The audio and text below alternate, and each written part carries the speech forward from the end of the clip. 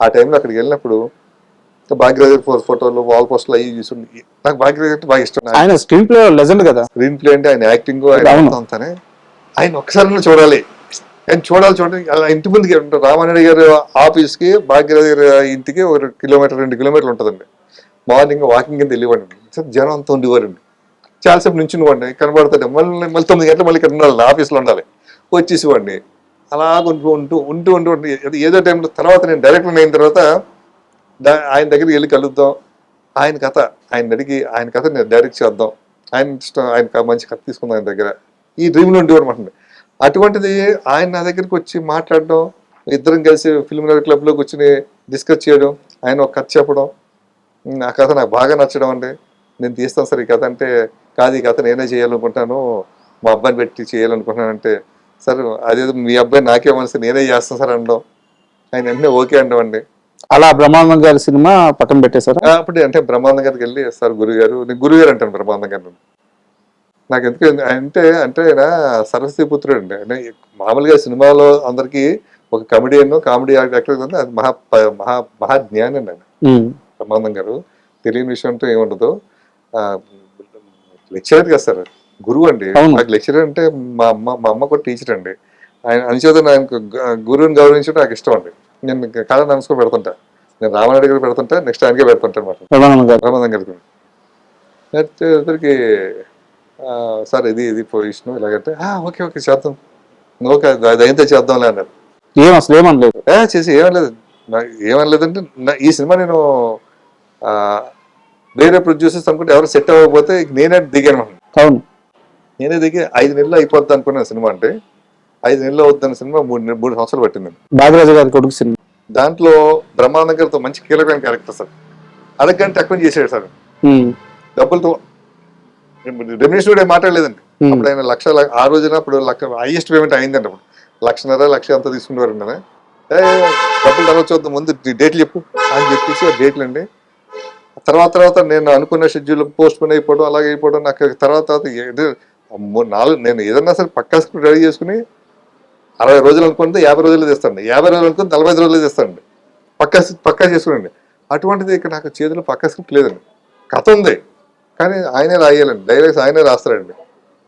ఆయన డైలాగ్ రాస్తారు. ఆయన డైలాగ్ రాస్తుంది ఆయన లొకేషన్లో ట్రాన్స్లేషన్ చేయించుకుని, మళ్ళీ ఆ తమిళ స్మెల్ రాకుండా డైలాగులో మళ్ళీ తెలుగు స్మెల్ రావడానికి కూర్చొని రైటర్ పక్కన కూర్చొని రాయాలండి. టైంకి కూడా ఇవ్వలేదంటే స్క్రిప్ట్. అదే కదా సార్ నాకు ప్రాబ్లం, అదే కదా అయిందండి. ఆయన ఏంటంటే లొకేషన్కి వస్తారు సార్. ఇప్పుడు సీన్ ఉందా, సీన్ ఏంటో నాకు తెలుసు, దాని తగ్గట్టు సిట్ ప్రొబట్ రెడీ చేసుకుంటాం. ఆయన లొకేషన్కి వచ్చిన తర్వాత లొకేషన్లోకి వచ్చిన సీన్ రాదు. ఇక్కడ ఉంది, కెమెరా ఉంది, ఈ లైట్ ఉంది, ఇది ఉంది, ఈ ఐ డ్రీమ్ మీడియా బోర్డు ఉంది పెట్టి, ఇది డైలాగ్లోనో దాంట్లోనో వచ్చేలా రాస్తాడు నేను. ఓకే, ఆయనకి వచ్చి ఆయన రాసి సీన్ రాసి 3 గంటలు 4 గంటలు పడుతుందండి. అక్కడ 8 గంటలకు సెట్లో ఆయన వస్తే 10, 11, 12 అవుద్దండి. 12 గంటలకు ఆయన ఇచ్చిన తమిళ్లో రాస్తారండి. ఆ తమిళ్లో మళ్ళీ మాకు వేరే ట్రాన్స్లేటర్ ఉంటాడండి. ఆ తమిళ్ని తెలుగు ట్రాన్స్లేట్ చేసిస్తాడు. ఆ తెలుగు ట్రాన్స్లేట్ చేసి ఇచ్చిన ఆయన మళ్ళీ అయిపోయింది కదా సార్. అప్పుడు డైలీ పేమెంట్లే కదా సార్. అప్పుడు అవును, కోట శ్రీనివాసరావు గారికి 1,00,000 రూపాయలు, షిండే గారికి 1,25,000 రూపాయలు, బ్రహ్మానందం గారికి 1,00,000 రూపాయలు, ఇలా ఉంటాయి రేట్లు. అవి మనం చేసినా చేయకపోయినా ఆర్టిస్టులు వచ్చారు కదండి, మనం డబ్బులు ఇవ్వాలి కదా. నేను 50 రోజులు అనుకున్న సినిమా 115 రోజులు చేసాను సార్. ఆ సినిమా 3 ఇంతలు. అదొక కథ. అంటే ఏ రోజన్నా రిగ్రెట్ ఫీల్ అయ్యారా? నేను ఆ రోజు కానీ, అంటే బ్రహ్మానందం గారి గురించి మీరే అంత గొప్పగా చెప్పారు, అలాంటి మహానుభావుడికి దూరంగా జరిగి ఇటు రావడం వల్ల అటు ఆయనగా నష్టపోయాడు, నా జీవితమే తలకిందులు అయిపోయింది, నేను ఆ రోజు బ్రహ్మానందం గారి కొడుకుతో సినిమా తీసి ఉంటే ఈరోజు అందరం బాగుండే వాళ్ళం కాదా అని చెప్పి ఎప్పుడన్నా అనిపిస్తుంటా సార్. నేను కనుక ఆ రోజు బ్రహ్మానందం గారితో సినిమా చేసి ఉంటే నేను కొనుక్కున్న ప్రాపర్టీస్ అన్ని అలా ఉండి ఇంకా నేను ప్రొఫెషనల్గా వచ్చేవాను కదా సార్. వచ్చిన డబ్బులతో ఏదో కొనుక్కుంటూనే ఉంటాను కదా. అవును, ఈ రోజు నేను అమ్ముకున్న ప్రాపర్టీస్ అయితేనో ఏదైతేనో నేను నష్టపోయి ఏదైతే చూస్తే 60-70 కోట్లు వచ్చింది మొన్న మధ్య లెక్కేస్తే.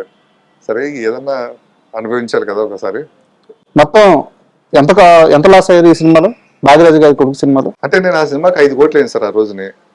ఆ రోజు 5 కోట్లు అయింది సార్. 2009-10లో ఉండే. ఆ రోజు 5 కోట్లు అయితే ఆ రోజు నేను 5 కోట్లకి నాకు బయట అప్పులు తెచ్చాం కదా సార్, అప్పులు క్లియర్ చేయాలి కదా, అప్పులు వడ్డీలు పెరిగిపోయాయి. ఆ వడ్డీలు 2.5 కోట్లు పైగా 3 కోట్లు అయిపోయింది వడ్డీలు. అంటే 8 కోట్ల రూపాయలు. 8 కోట్ల రూపాయలు అప్పులు తెచ్చడం కోసం నేను ఎవరితో మాట పడకూడదు. మనం వెళ్తే భయం ఉండాలి. నాకు ఎప్పుడు సెల్ ఆన్లో ఉండాలి, మనం అది ఉండాలి, స్ట్రాంగ్గా మాట్లాడాలి తప్పితే ఒకరి కింద ఉండి మాట్లాడకూడదు అన్న మెంటాలిటీ సార్ అది. దాంతో వద్దు, మనం ఏమంతా హ్యాపీగా అలా వచ్చాం పోనీ, ఏమంతా తీసంటే మళ్ళీ ఒక హిట్ పడితే మళ్ళీ మనకు వస్తాయి కదా అన్న ఉద్దేశంతో ఉండేవాడమాట. కొన్ని మొత్తం క్లియర్ చేసేసుకున్నాను. ఈ రోజు లెక్కేస్తే 10 times పెరిగాయి. 8 కోట్ల అప్పు తీర్చారా? మొత్తం అంతా ఎవరికేం బాకీ లేను. ఎలా తెచ్చారు? ఆస్తులు అమ్మారా? అమ్మే కదా సార్. శుభ్రంగా ఫిల్మ్ నగర్ ఇల్లు ఉండేది, డ్రీమ్ వ్యాలీలో ఒక ఇల్లు ఉండేది, ఇంకోటి అక్కడక్కడ సైట్లు ఉండి అన్ని అమ్మేసి బాడిగింట్లోకి వచ్చేసారు. మొత్తం అన్ని అందరికీ అని ఇచ్చేసామంటే హ్యాపీగా ఉన్నాం. ఏ టెన్షన్ లేదు.